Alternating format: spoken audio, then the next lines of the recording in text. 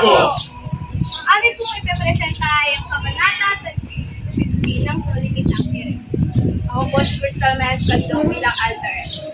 Ako po si Alexa Moira A. Guzman bilang Charissa. Ako po sa Olivia Pitapang bilang Teniente Guevara. Ako si Lali Brisong Gogo bilang Susan. Ako po si John Paul Biagasid bilang Pedro at Kapitan Chago. Ako po si Cesar Luis Vidridan bilang Padre Dramato. Ako si Prince Eric Sumagantay bilang Ilya. Ako po si Jacqueline Ay Mabini bilang Maria Clara. Ako po si Osinasio Matthew bilang Asistong Ibara. Ako po si Frank Street mo bilang Don. Ako po si Elian Kidan Saros bilang Doña Victoria. Ako po si Rob Martinez S. bilang Doña Pia and Doña Joaquin.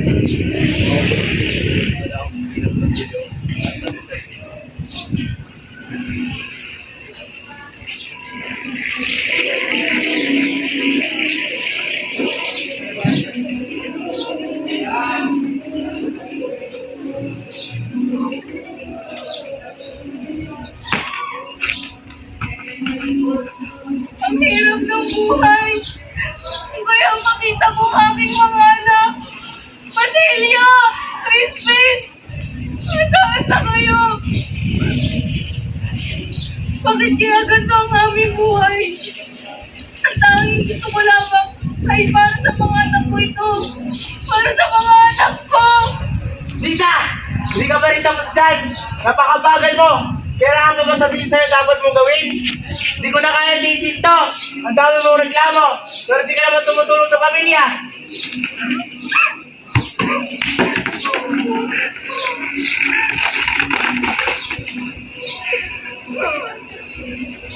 Nay!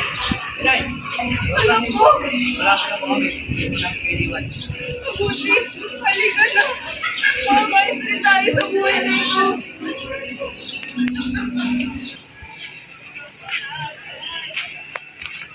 Guys, kung malaman ang gagawin ng mga opisyal, hindi ba't hindi na tayo pwede magpatuloy ng ganito? Kailangan natin makontrol ng mga mamayan. At dapat ang ating mga hakbang ay dapat natin maging matalino. Ang pinakamahalaga ay ang kaligtasan ng simbahan. Kung magtutulungan tayo, walang sino man ang makakapekto sa ating otoridad.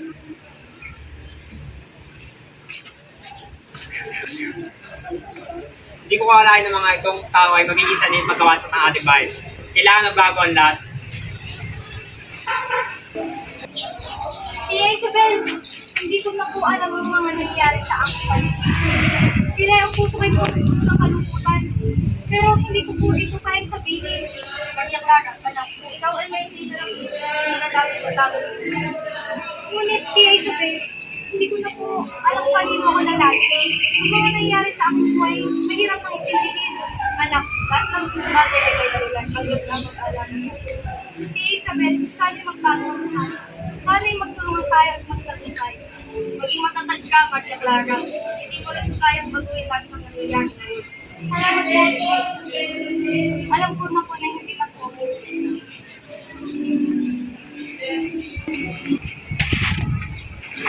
Ang batang iyan, hindi niya pagpapatawarin.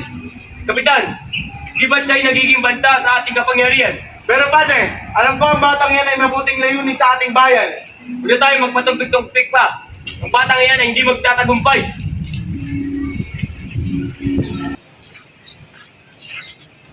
Kapala Elias, ba't kang gala ka dito? Anong layunin mo sa akin, buhay? Alam ko ang mga plano mo, Ibara. Ngunit, may mga bagay ka na hindi nakikita.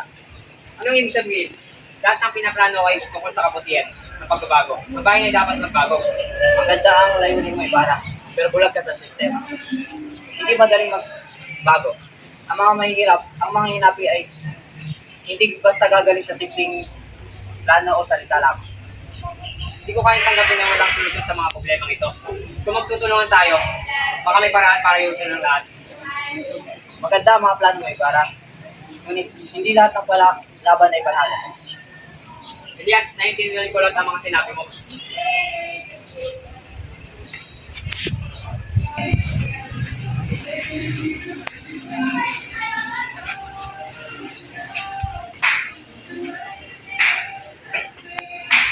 Mga minamahal kong anak, tayo nagsasama-sama upang magdasal at magpasalamat sa ating Diyos. Lahat ng ito ay hindi maganda. Bakit kailangan pa natin pag-usapan ng mga tulong ng iba sa ating bayan? Huwag kang mag-alala, Maria Clara. Alam ko matinding galit na nararamdaman sa akin ni Padre Damaso. Ngunit kailangan ko pa rin magpatuloy. Alay ko mananap para sa lahat. Walang kasigan ka, ang Diyos basta malimutan. Nananalig ka, di hayaan mawala ka.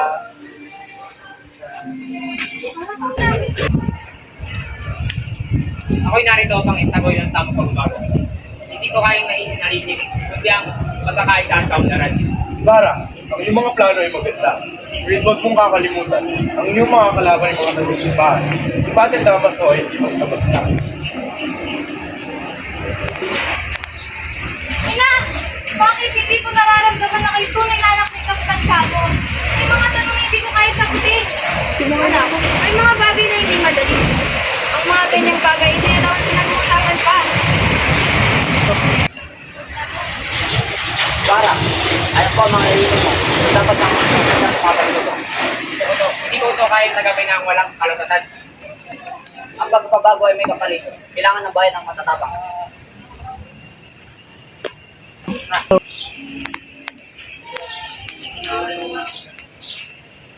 Ano ang dapat kong gawin? Paano ko may lalapit ang mga tao sa tamang landas? Hindi madali ang pagbabago, pero hindi ka nag-isa. Parang isa akong bagay na kailangan sabihin ko sa'yo. Pero hindi ko alam kung paano ito sabihin. Ngunit hindi ako tunay na anak ni Kapitan Tiago. Ano? Anong ibig mo sabihin? Ang tunay kong ama ay si Padre Damaso. Siya ang nagtatawag ng lingid sa lahat ng mga tao.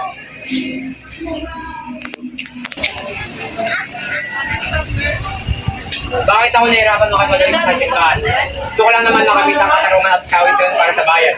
Malakas ang mga kalaban. Kailangan ng sakripisyo para magtagumpay.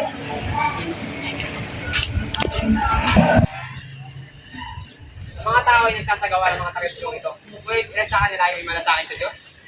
Ang tradisyon ay mahalaga sa ating tradisyon. Ngunit ang aking puso ay hindi kapayapaan ng nararamdaman. Mga anak, mag-ingat kayo sa inyong mga tungkulin. Sumunod sa simbahan at mga leader.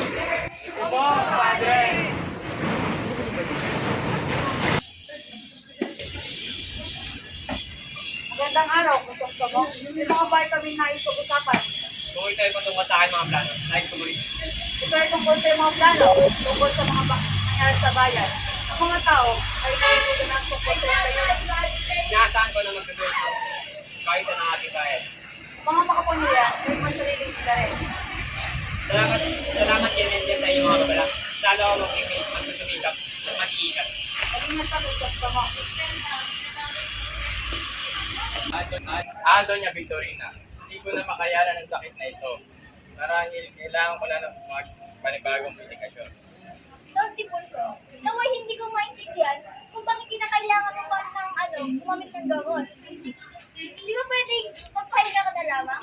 Huwag kang maging komplikado, Victorina. Ako ay isang doktor. Ngunit ang mga tao ay hindi natuto. Palagi silang naniniwala sa kanilang sarili mo.